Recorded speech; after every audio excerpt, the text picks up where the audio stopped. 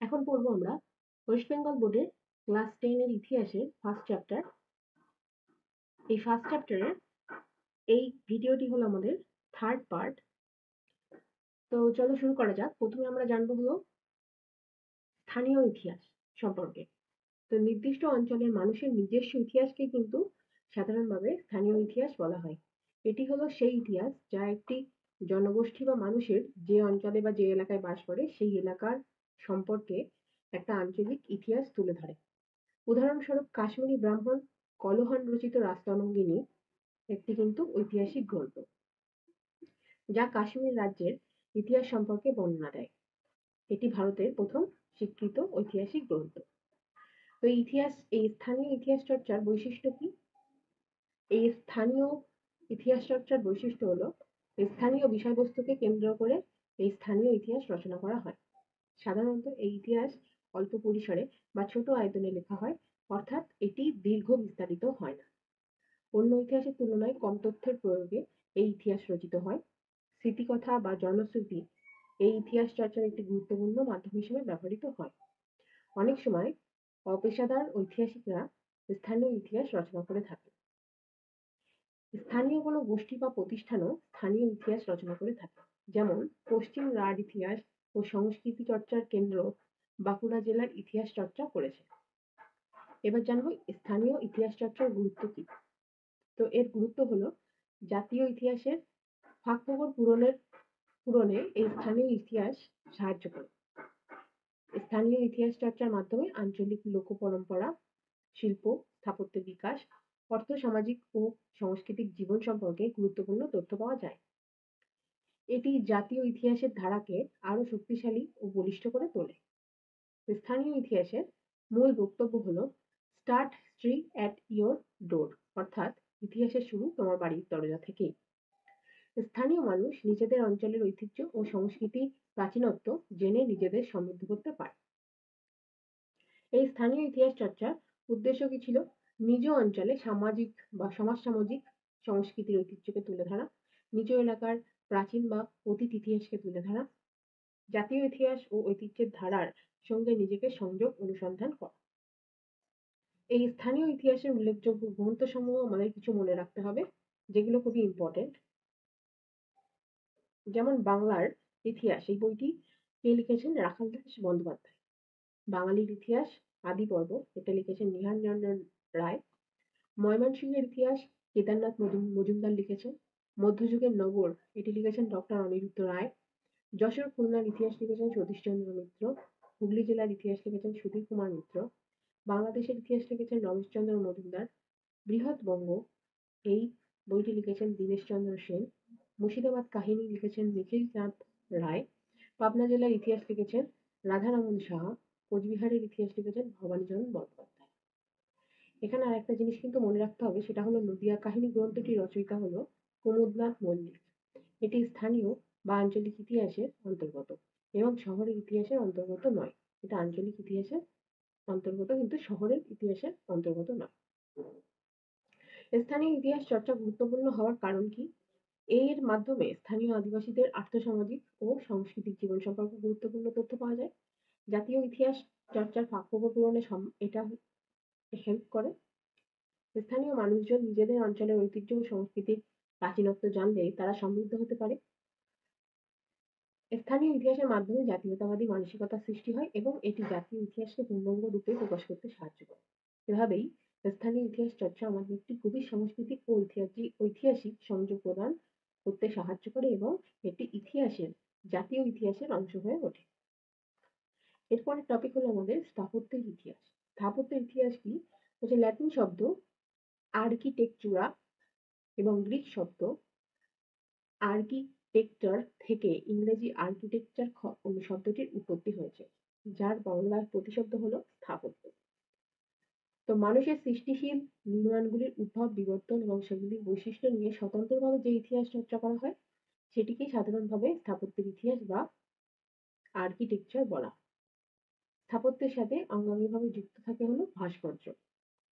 তো স্থাপত্যটা কি? যেটি পরিবেশের চাহিদার জন্য বা পরিবেশের চাহিদার সাথে সামঞ্জস্য রেখে নির্দিষ্ট একটি নকশা অনুযায়ী কোনো নির্মাণ শৈলীর সামগ্রিক রূপ হলো স্থাপত্য। যেমন উদাহরণ কি বসতবাড়ি, দুর্গ, প্রাসাদ, সেতু, সমাধি, উপাসনালয় ইত্যাদি। উল্লেখযোগ্য কিছু নিদর্শন আমাদের মনে রাখতে হবে। যেমন কলকাতার উপনিবেশিক স্থাপত্যের নিদর্শন হলো রাইটার্স বিল্ডিং, যেটা 1780 খ্রিস্টাব্দে তৈরি হয়েছে। ইন্দো পার্শ্বিক স্থাপত্যের সর্বশ্রেষ্ঠ নিদর্শন হলো তাজমহল। 1911 সালে কলকাতা থেকে দিল্লিতে রাজধানী স্থানান্তর হওয়ার পর দিল্লির স্থাপত্য শৈলীতে একটি বিরাট পরিবর্তন আসে। প্রাচীন ভারতের একটি শিল্পরীতির নাম হলো গান্ধার শিল্প। চারমিনার স্থাপত্যটি কোথায় আছে? হায়দ্রাবাদে। এরপর আমরা আসবো ভাস্কর্য। স্থাপত্যের গায়ে খোদাই করে সৌন্দর্য বৃদ্ধির জন্য যে নকশা আঁকা হয় তাকে ভাস্কর্য বলা হয়।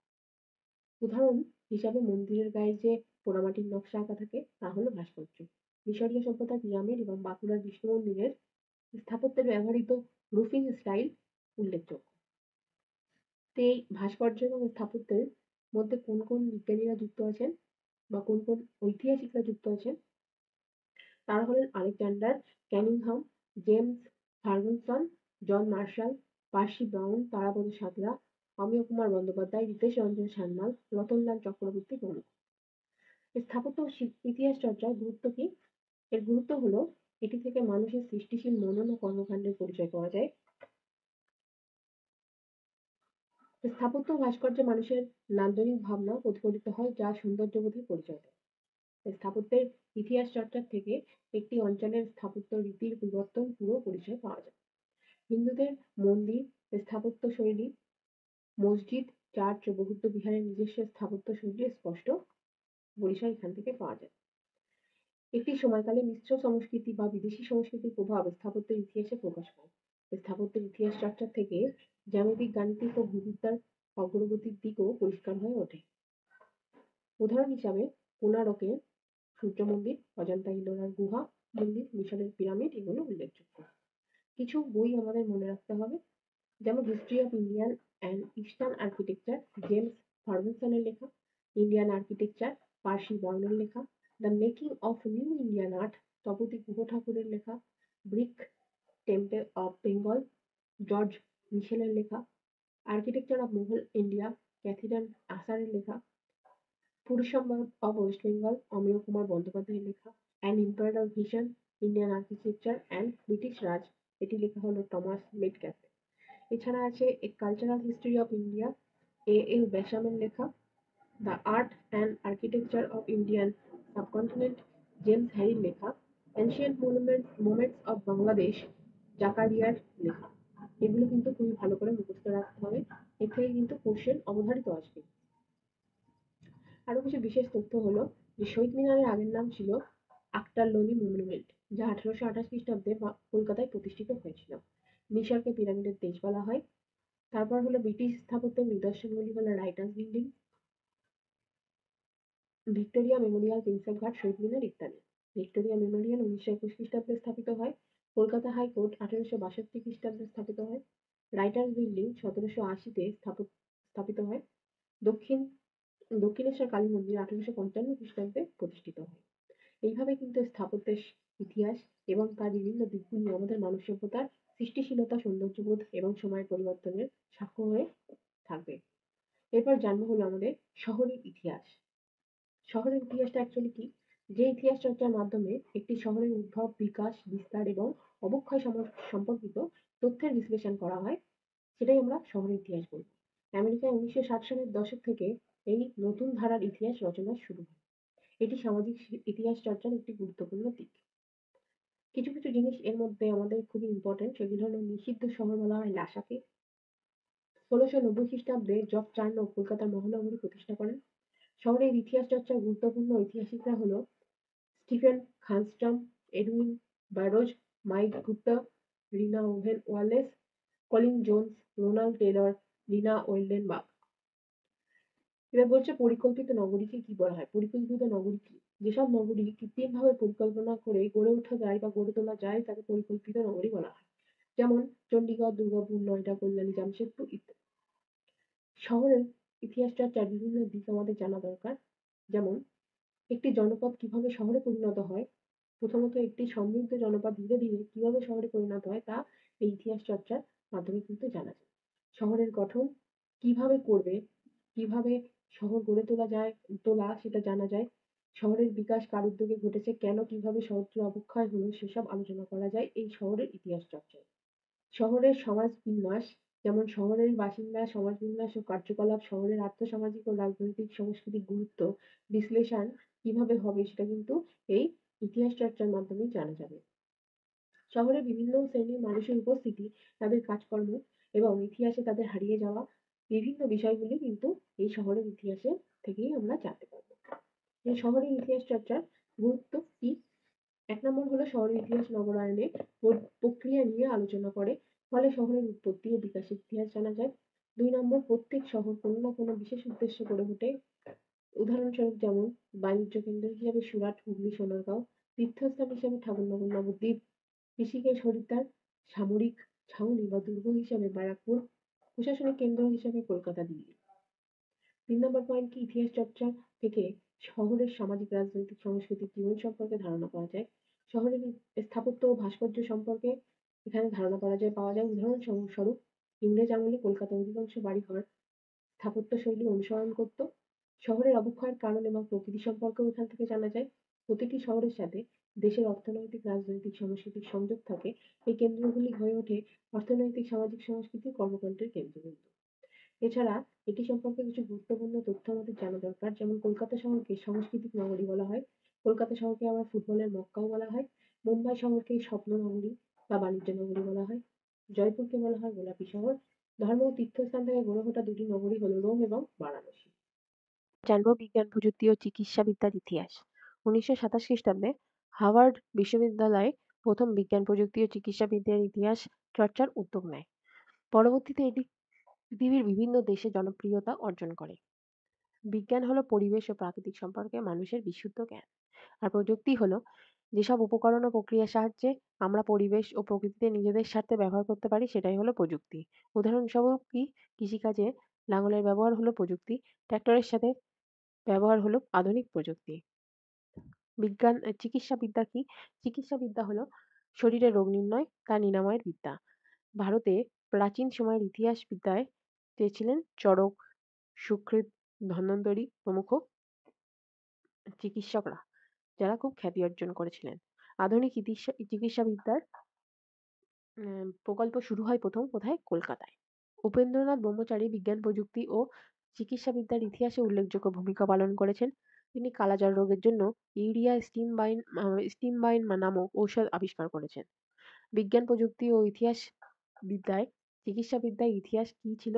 যে এই বিজ্ঞান, প্রযুক্তি ও চিকিৎসাবিদ্যার ইতিহাসে মানব সমাজের উপর তাদের ব্যবহারিক প্রয়োগ এবং এই জ্ঞানের বিকাশের বিষয়গুলি আলোচনা করা হয়। এর মধ্যে বিশেষভাবে আলোচিত হয় প্রাচীন ভারতের বিজ্ঞান, প্রযুক্তি ও চিকিৎসাবিদ্যার অগ্রগতি, আধুনিক বিজ্ঞান প্রযুক্তির বিকাশ এবং ইংরেজ শাসনের অধীনে এদেশের বিজ্ঞান ও চিকিৎসার অগ্রগতি। এবার এই চিকিৎসাবিদ্যার অগ্রগতি কিভাবে হয়? বর্তমান প্রযুক্তির অগ্রগতির ফলে অধিকাংশ অপারেশন কোনো না কোনো ধরনের কাটাছেঁড়া উন্নত মানের যন্ত্রের সাহায্যে করা সম্ভব হয়েছে এবং বিজ্ঞান ও প্রযুক্তির উন্নত জ্ঞানের উপর চিকিৎসাবিদ্যার অগ্রগতি নির্ভরশীল। এই ইতিহাসের গুরুত্বপূর্ণ তথ্য আমাদের খুব মনে রাখা দরকার, যেগুলো থেকে আমাদের কোশ্চেন অবধারিতই আসে। যেমন কলকাতা মেডিকেল কলেজ প্রতিষ্ঠিত হয় ১৮৩৫ খ্রিস্টাব্দে। Indian association for the cultivation of science ১৮৭৬ খ্রিস্টাব্দে মহেন্দ্রলাল সরকার প্রতিষ্ঠা করেন। বসু বিজ্ঞান মন্দির প্রতিষ্ঠা করেন জগদীশচন্দ্র বসু। বেঙ্গল কেমিক্যাল প্রতিষ্ঠা করেন আচার্য প্রফুল্লচন্দ্র রায়। ভারতের প্রথম মহিলা চিকিৎসক ছিলেন কাদম্বিনী গঙ্গোপাধ্যায়। বাংলার মেডিকেল কলেজের প্রথম শবব্যবচ্ছেদ করেন হলো মধুসূদন গুপ্ত। ইন্ডিয়ান স্ট্যাটিস্টিক্যাল ইনস্টিটিউট প্রতিষ্ঠা করেন প্রশান্তচন্দ্র মহলানবিশ। ম্যালেরিয়া রোগের আবিষ্কারক ছিলেন রোনাল্ড রস। কিছু গুরুত্বপূর্ণ গ্রন্থ মনে রাখতে হবে। ১ নম্বর হলো a history of Hindu chemistry হলো আচার্য প্রফুল্লচন্দ্র রায়ের লেখা। প্রাচীন ভারতীয় সভ্যতার ইতিহাস লেখা হলো প্রফুল্লচন্দ্র ঘোষের। বিজ্ঞানের ইতিহাস লেখা সমর সেন। টেকনোলজি ইন মেডিহাভাল ইন্ডিয়ার লেখা Irfan Habib. History of science J.D.. বার্নাল। শতবর্ষ বিজ্ঞানীর ধারণা হলো তপন চক্রবর্তী। চিকিৎসা বিজ্ঞানের ইতিহাস তপন চক্রবর্তীর লেখা। Science, technology and medicine in colonial India David আর্নল্ডের লেখা। তাই চিকিৎসা বিজ্ঞানের ইতিহাসের বা বিজ্ঞান, প্রযুক্তির চিকিৎসা বিজ্ঞানের ইতিহাসের গুরুত্ব কি? প্রাচীন ভারতের বিজ্ঞান প্রযুক্তি এবং চিকিৎসাবিদ্যার অগ্রগতি এবং কালাক্রমিক বিবর্তন এই ইতিহাস চর্চার মাধ্যমে জানা যায়। ধারাবাহিক বিবর্তনের মাধ্যমে বিজ্ঞান প্রযুক্তি ও চিকিৎসাবিদ্যা আধুনিক পর্যায়ে উন্নীত হয়েছে, যা এই ইতিহাসের মাধ্যমে স্পষ্ট হয়ে ওঠে। ইংরেজ শাসনের অধীনে এদেশে উন্নত বিজ্ঞান প্রযুক্তি ও চিকিৎসাবিদ্যা প্রবর্তিত হয়েছিল। তবে ভারতীয়রা এর সুফল কতটা পেয়েছিল তা ইতিহাসের পর্যালোচনা থেকে কিন্তু বোঝা যায়। সাম্রাজ্যবাদী শক্তির বিজ্ঞান ও প্রযুক্তিবিদ্যাকে নিজেদের কুক্ষিগত করার চেষ্টা এবং শোষণের স্বরূপ উপলব্ধি করার জন্য এই ইতিহাস অত্যন্ত গুরুত্বপূর্ণ। এরপর আমরা এই চ্যাপ্টার রিলেটেড 100টার কাছাকাছি কোশ্চেন কিন্তু পড়ব, যেগুলো সবসময় আমাদের মুখস্থ রাখাটা দরকার। 1 নম্বর, কলকাতা মেডিকেল কলেজের প্রতিষ্ঠা কবে হয়? 1835 খ্রিস্টাব্দে। বসু মন্দির প্রতিষ্ঠা করে জগদীশচন্দ্র বসু। বেঙ্গল কেমিক্যাল প্রতিষ্ঠা করে আচার্য প্রফুল্লচন্দ্র রায়। ভারতের প্রথম মহিলা চিকিৎসক কাদম্বিনী বন্দ্যোপাধ্যায়। কলকাতা মেডিকেল কলেজে প্রথম শবব্যবচ্ছেদ করেন মধুসূদন গুপ্ত। উপেন্দ্রনাথ ব্রহ্মচারী ছিলেন একটি বিজ্ঞান প্রযুক্তি ও চিকিৎসাবিদ্যার ইতিহাসের একজন উল্লেখযোগ্য লোক। ম্যালেরিয়া রোগের আবিষ্কারক হলো রোনাল্ড রস। A history of Hindu chemistry গ্রন্থের রচয়িতা হলো আচার্য প্রফুল্লচন্দ্র রায়। টেকনোলজি ইন মিডিয়াভাল ইন্ডিয়া এর রচয়িতা হলো ইরফান হাবিব। নদিয়া কাহিনী গ্রন্থটি রচয়িতা হলো এই নদিয়া গ্রন্থটি শহরের ইতিহাসের অন্তর্গত নয়, এটি স্থানীয় ইতিহাসের অন্তর্গত একটি বই। নদিয়ার কাহিনীর রচয়িতা কুমুদনাথ মল্লিক। রামমোহন রায়ের নিরলস প্রচেষ্টায় 1829 খ্রিস্টাব্দে সতীদাহ প্রথা কিন্তু রদ হয়। বিদ্যাসাগরের প্রচেষ্টায় 1856 খ্রিস্টাব্দে বিধবা বিবাহ আইন সিদ্ধ হয়। ছেড়ে আসা গ্রাম নামক স্মৃতিকথার পরিচয় দক্ষিণারঞ্জন বসু লিখেছেন। ভারতের ফুটবল খেলার প্রবর্তন করে ইংরেজরা। বিপিনচন্দ্র পাল লিখেছেন 70 বছর। সোমপ্রকাশ পত্রিকায় সম্পাদক ছিলেন দ্বারকানাথ বিদ্যাভূষণ। সরকারি নথি সংরক্ষণ করে রাখা হয় মহাফেজখানায়। জীবনের ঝরাপাতা হলো একটি আত্মজীবনী। এর রচয়িতা হলো সর্বাদেবী চৌধুরানী। সোমপ্রকাশ একটি সাপ্তাহিক পত্রিকা। বিপিনচন্দ্র পালের আত্মজীবনীর গ্রন্থ হলো 70 বছর। বঙ্গদর্শন সাময়িক পত্রিকাটি ছিল একটি মাসিক পত্রিকা। 1878 সালে সোমপ্রকাশ প্রকাশনা সামরিকভাবে স্থাপিত হয়। রাইটার্স বিল্ডিং গঠিত স্থাপত্যের একটি উদাহরণ। বন্দে মাতরম সঙ্গীতটি প্রথম বঙ্গদর্শন পত্রিকায় প্রকাশিত হয়েছিল। ইতিহাস তত্ত্ব হলো ইতিহাস চর্চার পদ্ধতি। প্রথম বাংলায় সবাক চলচ্চিত্রের নাম হলো জামাই ষষ্ঠী। সাধারণ লোকায়িত চিত্রের উদাহরণ হলো কালীঘাটের পটচিত্র। নতুন সামাজিক ইতিহাস চর্চা শুরু হয় 1960-এর দশক থেকে। ভারতের প্রথম লিখিত ইতিহাস গ্রন্থের নাম হলো রাজতরঙ্গিনী। বিশ্ব পরিবেশ দিবস পালিত হয় 5ই জুন। বঙ্গদর্শন প্রথম প্রকাশিত হয় 1872 খ্রিস্টাব্দে। ভারতের ফুটবল খেলা প্রবর্তন করেন ইংরেজরা। পথের পাঁচালী গ্রন্থ রচনা করেন বিভূতিভূষণ বন্দ্যোপাধ্যায়। বিশ্ব নারী দিবস পালন করা হয় 8ই মার্চ। বাগেশ্বরী শিল্প প্রবন্ধে লিখেছেন অবনীন্দ্রনাথ ঠাকুর। বঙ্কিমচন্দ্র বঙ্গদর্শন পত্রিকার সম্পাদনা করেছিলেন কবে? 4 বছর ধরে এই বঙ্গদর্শন পত্রিকার সম্পাদনা করেন, সেটা হলো 1872 থেকে 76। ভারতের গজল ও কাওয়ালি সঙ্গীতের প্রবর্তন করেন কে? আমির খসরু। 22 গজের খেলা হলো ক্রিকেটকে বোঝানো হয়। কেকের দেশ হলো স্কটল্যান্ড।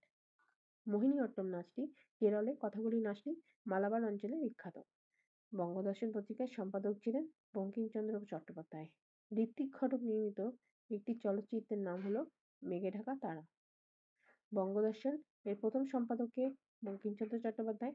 ভারতের ফুটবলের জনক হিসেবে অভিহিত করা হয় নাগেন্দ্র প্রসাদ সর্বাধিকারীকে। ইতিহাসের জনক কাকে বলে? হেরোডোটাসকে। নিম্নবর্গের ইতিহাসের চর্চার জনক কে? ডক্টর রণজিৎ গুহ।